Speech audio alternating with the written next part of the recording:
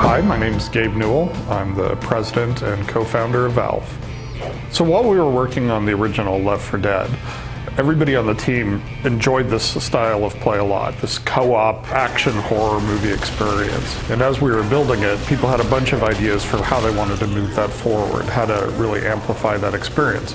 And that's sort of one of the frustrating things when you're working on a game, especially when you're working in sort of a new design direction, is you have to sort of cut off at some point and say, well, we'll do that in the next game. But as soon as we finished Left 4 Dead, everybody who'd worked on it said, we want to go and do Left 4 Dead 2 now. There are all these things we felt that, were ideas that we got while we were playing, especially when they were playtesting Left 4 Dead, that they wanted to put into a sequel.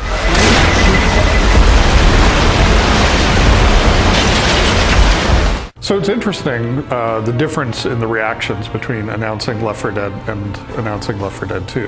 When we announced the original Left 4 Dead, the big issue is getting people excited about a new game from Valve. We still have people who are saying, what's happened with Adrian Shepard? I want to know what's going on there. Or what about Day of Defeat? We'd like something there. So when you announce something new, what you have to do is convince people that it's an interesting game, that there's something unique that's going to be worth their time and energy. And that's what a lot of the focus was on Left 4 Dead. Like this before. Jesus, don't let that stop you from smearing it all over yourself. With Left 4 Dead 2, there was already so much awareness and excitement based on the fact that we just shipped the first game that we were excited because we got to talk about, hey, we're going to do a sequel and we're going to do it in a year, which is really different and new for us. There was some segment of the community that was like, hey, you're doing a sequel in a year, so what's going on there? Why are you changing your pattern? What does this tell us? Are you suddenly turning this into a sports game, and they're going to churn out another crap sequel every 12 months. And so that was something that was different for us in terms of how we would talk to the community and educate them as to why this was a good thing, not a bad thing, and what it would mean for them in terms of the game that they would get to play on November 17th. One of the concerns that were raised by people who had Left 4 Dead is, what's different enough about this to justify it being a new sequel? So we spent a lot of time talking about what the scope is, both artistically in terms of the scale of the game, how the gameplay is evolving, what are some of the technological pieces that have moved forward, and doing anything we could to make sure that our fans, who are the reason that we exist, the reason that we have a business, understood why Left 4 Dead 2 was a really positive evolution, rather than just us trying to come up with a way of stripping money out of a successful and popular game. So we tried everything. We tried to find people who were sort of articulate spokespeople for that skepticism about this and bring them in here and show them what we were doing and say, look, this is exactly what we're doing. These are the people who are building it. Ask them anything you want. Play the game. And that was proved to be a pretty effective way of communicating with sort of these really hardcore members of the community and reassure them that this was a good thing rather than something that they should be skeptical and worried about. By really focusing on communicating with that group, we can also measure how well the Left 4 Dead 2 is doing in pre-orders. And so Left 4 Dead 2 is actually, for people who've joined the boycott group on Steam, we can look at their pre-orders, and they're actually pre-ordering the product at a higher rate than Left 4 Dead 1 owners who weren't in the boycott. And what that tells us is that we did a really good job of understanding what these issues were and communicating with this group of what, at the end of the day, are some of our most hardcore and supportive fans over the history of the company. So Left 4 Dead 2 is an interesting product from just a project management perspective. Tom Leonard is a really senior game developer. He's been in worked on a lot of very interesting projects. And he had a theory about project management that he wanted to try out. One of the things everybody's aware of is there's a lot of crunch time in video game development. And that can be really harmful to people over time. Some people get burned out and they don't really come back for like 5 years. They're just so fried by the experience of shipping a title. People just rolled off a pretty difficult shipping product. Left 4 Dead 1 was pretty challenging for us in terms of how much work we had to do, how much integration we had to do with various groups, and making sure that it would run on all of the different hardware platforms and on the Xbox. And so with Left 4 Dead 2, he wanted to attack this problem. And there are aspects of that from a design perspective and how you design the schedule and how you manage workloads. And it also meant that they tried very hard to front load their work as much as they could. So they actually tried to be in sort of mini crunch mode from right at the beginning.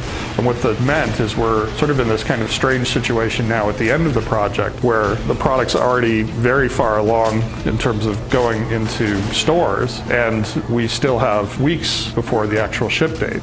So in the past, I've been on projects where we're like racing to the airplane to throw the disc into the door to get it to replication in time to get it into stores. And in this case, because of the approach to front-loading the hectic part of the schedule at the beginning and removing all of the uncertainty about the project at the front rather than at the end, we're actually spending a lot more time sort of sitting around playtesting without a lot of frantic development going on. I think that when you're designing and building a game like Left 4 Dead, you reach a point where you have to stop, right? And during the course of that, where you're finishing the concept of the original project, you get a whole bunch of ideas for what you want to do in the sequel. This is just a natural part of building games. And I think most everything that's in Left 4 Dead 2 grew out of that sense of Left 4 Dead 1.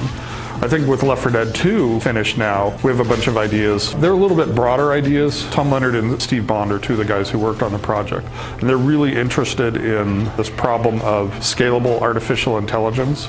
So the inspiration we got out of Left 4 Dead 1 led to Left 4 Dead 2. The inspirations that we seem to be walking away from Left 4 Dead 2 are really about trying to think about the impact that Larrabee and similar approaches are going to have on the design of artificial intelligence systems going forward. And not just the code piece of it, but the production piece. It's like, how do you make the level designers 10 times as productive? That's the big challenge that we face right now. How do you create the density of game experience that we think is possible with these new CPU architectures that are going to be coming down the pike? And that seems to be what we're taking away from Left 4 Dead 2. It's not like the Left 4 Dead 2 team wants to turn around and spend another year and build Left 4 Dead 3. Their reaction out of this game is to say, I need to go spend 2 to 3 years trying to tackle this really big, gnarly technology problem. So it's sort of interesting to see what we come out of a project and where it propels us into the next stage. We still have a bunch of content that we're going to be creating for the original Left 4 Dead. It's a very popular product with customers, and we want to continue to support them, and we also need to do the same thing for Left 4 Dead 2. I think there are also lots of opportunities between interoperability between our various games, so we're trying to look at sort of crossover DLC ideas, because we think that there's a lot of overlap in the groups of people who play these, and so giving people incentives to move between the different games is something that we're looking at a lot.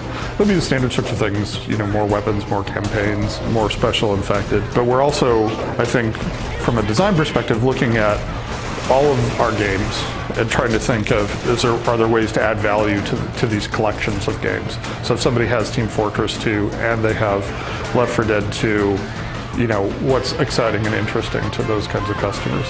Our view in general on these sort of post-shipment releases is we want them to be free, right?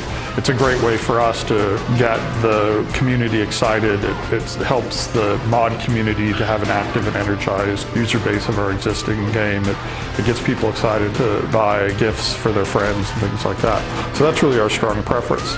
The challenge on the consoles is that they don't have that sort of model. For us, we think that it's a real problem on the consoles not to support that, because we think it's a really proven and successful business model, and trying to impose a single model for things like MMOs, music games, multiplayer action games like ours and so on, in terms of DLC pricing, I think is very restrictive. It's like an operating system saying you can build any application you want so long as it's a spreadsheet. So as far as supporting other consoles, we're always evaluating those options. The mobile platforms, I've got an iPhone, and I'm really intrigued by this notion of what mobile experiences are and how they tie into the overall gaming experience. There's the Mac. We really get a lot of requests from Mac users that they'd like to see games. PlayStation 3, the Wii. So what we tend to do is we look at how much we can create that's valuable to customers for the amount of effort. So if we have this much bandwidth to work on stuff, we say, are we better off broadening the platform, or are we better off investing more in the platforms that we have? So we do that evaluation constantly and try to look at what the trade-offs are and advantages. Going to any of the other consoles beyond the Xbox is a really big time commitment, and it's a small ongoing tax. So you have this big lump of work you have to do up front, and then each time you release, you have the tax that's associated with it. And there are surprising taxes you don't expect. For example, managing the differences in models between DLC on the PC versus those individual consoles that you don't anticipate. I remember sort of back in the late 90s, it was really questionable that multiplayer games, that you could actually sell a multiplayer game successfully rather than a multiplayer game being sort of this afterthought on a single player game. And it seems like the same thing's happening nowadays in terms of co-op. It's like, oh, well, you have to have a fun multiplayer game, but co-op needs to be this sort of add-on because there isn't a large enough market or there aren't interesting enough design opportunities to really create compelling experiences. So I think Left 4 Dead is a good example of how the customers were ahead of us once again. I hope that it's inspiring to other game companies to go after these kinds of co-op game experiences.